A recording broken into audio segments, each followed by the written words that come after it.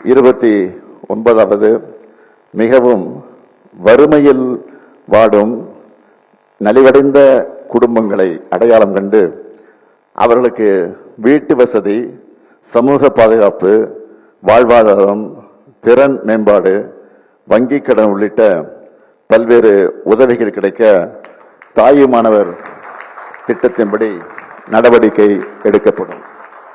30வது கிராம சாலை திட்டத்தின் கீழ் 15,000 கிலோமீட்டர் நீளமுள்ள சாலைகள் 10,000 கோடி ரூபாய் மதிப்பீட்டில் சீர் செய்யப்படும்.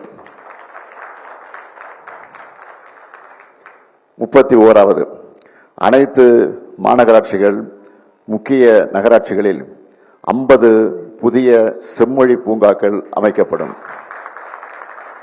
32வது திருச்சி, மதுரை, கோயம்புத்தூர், சேலம் மாநகராட்சிகளின் அருகில் நவீன உலகத்தர வசதிகளோடு புதிய நகரங்கள் உருவாக்கப்படும்.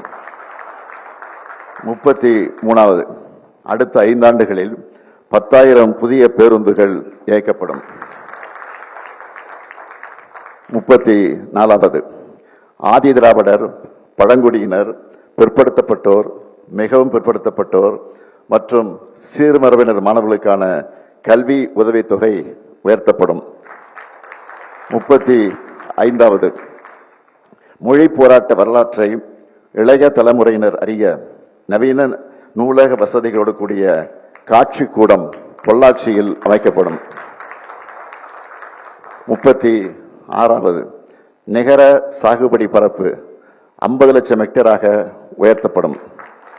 37வது தொழிற்சாலைகள் அதிகமுள்ள நகரங்களில் பெண்கள் வேலைக்கு செல்வதை எளிதாக்கும் பொருட்டு குழந்தைகள் காப்பகம் 1000 உருவாக்கப்படும். 38வது பல்வேறு துறைகளில் சிறப்புற பணியாற்றிடும் திருநர், திருநங்கையருக்கு விருது வழங்கப்படும்.